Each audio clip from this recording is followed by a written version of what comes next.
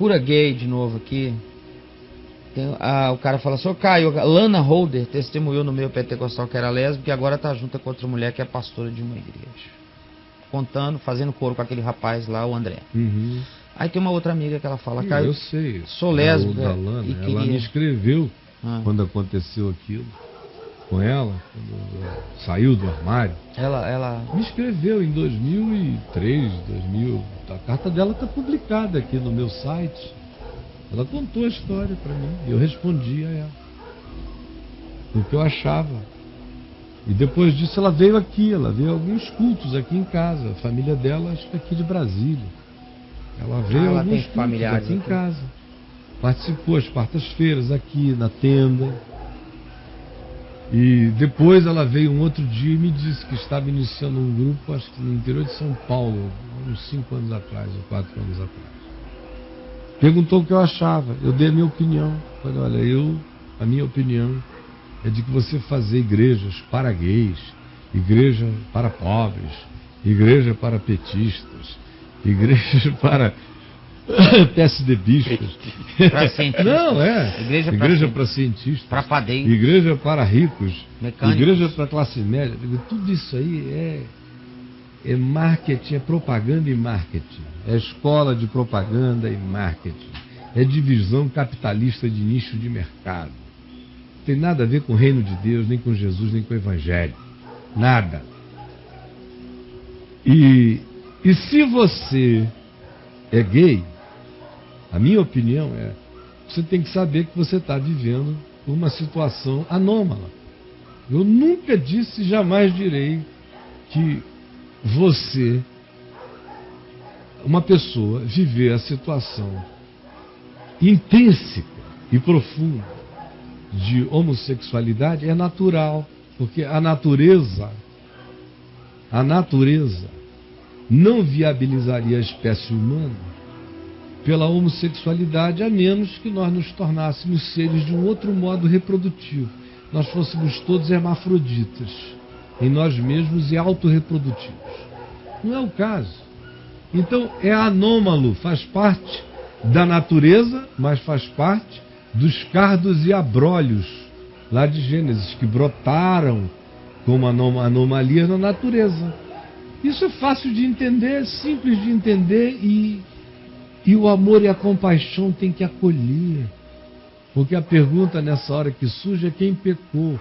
Esses são seus pais para que nascesse gay, ou nascesse assim, com a ambivalência de ter um hermafroditismo externo e interiormente se sentir totalmente de outro modo, diferente do hermafroditismo aparente e físico. Quem pecou? A resposta de Jesus é: nem ele pecou, nem seus pais. Mas é para que nessa condição caiba Deus, caiba amor, caiba graça, caiba transformação, caiba reprocessamento da consciência. E, em outras palavras, de maneira reduzida e resumida, foi o que eu disse a ela. E digo a todo mundo, usando o princípio de Paulo, em 1 Timóteo 3, quando ele diz: seja o bispo marido de uma só mulher. É um princípio que se aplica a tudo mais em relação à liderança de grupos de fé. O que Paulo estava ensinando? E por que ele disse aquilo? Ora, era óbvio que o ensino de Jesus já fazia com que cada homem tivesse uma mulher e cada mulher tivesse um homem. O Novo Testamento não é polígamo, ele é monógamo. Como monógamo é o livro de Gênesis, lá no princípio, foi o que Jesus disse. No entanto, ele foi pregado e é pregado num ambiente onde todos os experimentos humanos estão acontecendo, desde sempre. Portanto, o Evangelho seria anunciado como foi, num ambiente plural, de comportamento, de entendimento e de histórias diversas. E Paulo diz: nós chegamos com o Evangelho aí até vocês, e muitos de vocês tinham uma mulher, 2 mulheres, mais de uma família. Eram circunstâncias que já estavam feitas e criadas. Então o evangelho não chega separando ninguém, ao contrário. O que é que Jesus disse a samaritano? 5 maridos já tiveste, este que agora tens realmente não é teu marido, mas vai, chama teu marido, vem cá. Se você quer falar de lei, Jesus disse, ela é claro, você não está legalmente casada com ele, mas o vínculo é marital, por isso chama o teu marido e vem cá comigo. As histórias da lei são outras, agora aqui são vocês dois, almas humanas, venham a mim. Certo? Esse é o princípio, o evangelho chegou nesses ambientes.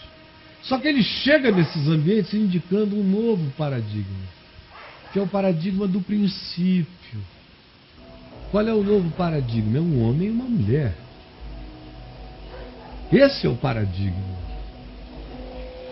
E assim como quando o evangelho chega num ambiente onde a cultura já está permeada de bigamia, de poligamia, isso é aceitável à volta, ele evangeliza Jesus. O evangelho é Jesus, é o ensino do amor de Cristo. E deixa o Espírito Santo trabalhar nas consciências. Em geral, quando isso acontece, as pessoas vão, os que são implicados numa situação dessa, vão vendo o que a lucidez da história determina. A maioria fica com a esposa mais antiga, libera as mais novas, cuida de todos os filhos, mas descomplexifica a situação, deixa todo mundo livre, ou acolhe e vê que tipo de acomodações consegue fazer. Mas justamente porque a vida, para ele, nunca mais será um paradigma de proposta para ninguém, porque ele já foi encontrado nesse estado, Paulo diz, olha, o único preço a pagar nessa hora, que nem é tão importante para ninguém, porque não impede você de pregar, nem de orar, nem de servir, nem de ajudar, nem de tudo, mas para ser bispo, para ser aquele cara que é o modelo, como Pedro diz na primeira epístola dele, no capítulo 5, modelo do rebanho, essa figura, deve ser marido de uma só mulher, porque a gente está querendo educar as novas gerações no novo paradigma. Então foi isso que eu disse a ela. Eu não acho que pessoas gays que queiram casar devam se tornar pastoras de uma igreja, porque você vai estar propondo um paradigma e relativizando o paradigma original. Por isso, na minha opinião, tem que se reforçar o paradigma original e todo mundo ser misericordioso com os que vivem as situações específicas e aplicar compaixão e graça e deixar as pessoas respirarem, mas não deve se tornar um bispo nem um líder de uma comunidade numa situação dessa, considerando que se trata de, nesse caso, de ungir cardos e abrolhos como se fossem as rosas originais, e não é o caso. Então, isso foi sempre o que eu disse, será sempre o que eu direi, porque eu duvido que eu consiga pensar de um outro modo quando eu olho para o Novo Testamento, conhecendo a história da circunstância em relação ao que Paulo estava dizendo ao povo em 1 Timóteo, no capítulo 10. Sim. Tá. Você já respondeu um pouco do que essa pessoa vai dizer? Na verdade, eu introduzi a Lana para poder entrar nessa amiga. Aí você já mandou ver aí, mas vamos lá. Sou lésbica, Caio. Eu queria saber como o André conseguiu chegar a esse nível de consciência para deixar de ser o que foi há anos. Odeio ser assim, mas não consigo mudar. Oro, busco ao Senhor todos os dias, tenho prazer em ler a sua palavra. E quero saber se é uma questão de fé ou de mudança de comportamento. Não. Me ajude, cara. O André não tem nada a ver com o que ela está falando. O André sempre foi um heterossexual. É aquela história que ele contou longa aqui. Um heterossexual que foi usado, foi de certa forma meio traumagatizado, certo, na infância e adolescência, depois, mas sempre teve mais apetite por meninas do que por meninos, mas chegou a um ponto em que misturaram-se as coisas. Misturaram-se as coisas. Ele caiu num estado assim meio romano de ser, lá da Epístola de Paulo aos Romanos, no capítulo 1. Estava tanto fazendo. Bom, como no tanto faz, o que fazia e rendia melhor era ser travesti, e como ser travesti para ele era uma função tríplice, Porque às vezes ele era passivo, às vezes ele era ativo com homens e às vezes ele era ativo com mulheres, como travesti. Tem um monte de mulher fissurada em traveco com pintão. Né? Um monte de mulher. E ele disse aqui para nós, quando eu pegava as mulheres, para mim era muito melhor, porque ali é que eu me refastelava, do que quando o resto foi virando função sexual. Cada vez mais função sexual e não opção. A escolha estava clara dentro dele desde sempre. Ele sempre foi heterossexual. Diferente de você que sempre foi homossexual, homoafetivo. Se o André fosse homoafetivo desde a infância, se a única forma dele se perceber tivesse sido como homossexual, eu jamais sugeriria a ele que fizesse qualquer coisa radical de qualquer modo, só se ele quisesse tirar mesmo peitos, porque não era natural, ou isso, aquilo. Bom, não sou traveco, sou só um gay. Mas quero ser gay com bunda de homem, peito de homem, cara de homem. Amém, a decisão é dele. Eu só o estimulei a fazer o que fez, porque ele chegou já também querendo fazer isso. Ele só não tinha como. Esse era o desejo. O grande problema dele não foi com ele, foi com o pai dele, pastor, é da Assembleia, de uma igreja dessas aí. Sim. Que no início tratava o filho como um endemoniado, porque o rapaz virou homossexual e travesti. E agora, quando o cara se converte, só porque se converteu aqui com Cai Fábio!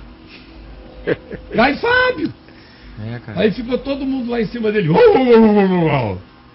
Olha, chegaram a um ponto, meu amigo, que o pai chegou a dizer, o que o pai falou aqui? Lembra do que o pai falou? O pai falou que tem coisas que a gente não precisa mudar mais, que já está pronto, que não tem que mais mudar. Uma coisa porque assim. Porque ele estava faturando uma grana para o pai e para a mãe. É um caminho sem volta e que ele ia se arrepender. E o pai aceitava a grana? Aceitava. O primeiro amaldiçoou o filho por ser como o filho tinha se tornado.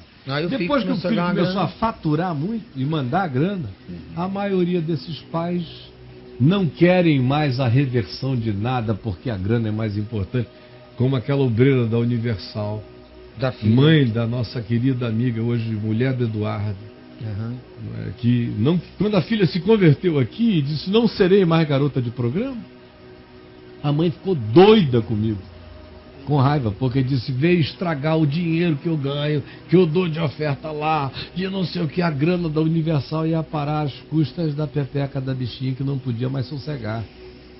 Então, meu amigo, nós estamos vivendo num negócio que Sodoma e Gomorra viraram brincadeira até dessa igreja evangélica maluca. Não, e o que a gente tem que ressaltar também no caso dessa garota de programa, é ela ficar com o cara separou da mulher dele, já tinha uma vida já a dois. A mulher dele veio aqui falar. Mulher do cara, né? Conta aí. Mulher do cara veio aqui, falou com a gente, uma santinha, ela falou, olha, eu sou assexuado, eu não gosto de sexo, eu casei com ele, a gente está 15 anos juntos, eu não consigo transar. E esse cara é um santo.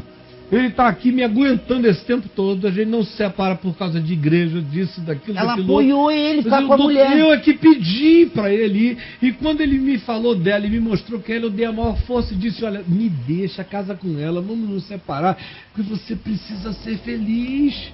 Bom, aí até a igreja veio contra. Foi no emprego da garota. E detonou, a menina perdeu o trabalho. A igreja foram foi no lá. hotel onde ela estava trabalhando, foi a igreja lá chamá-la de tudo em defesa da esposa dele, que veio aqui dizendo, pelo amor de Deus, não façam isso contra ele, nem contra mim, nem contra ela. O que vocês têm a ver com a minha vida? Eu estou feliz por ele, não me defendam contra mim.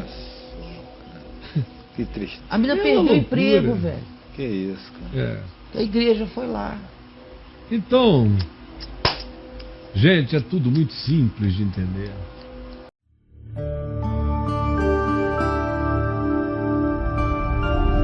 VNV TV, o canal é você.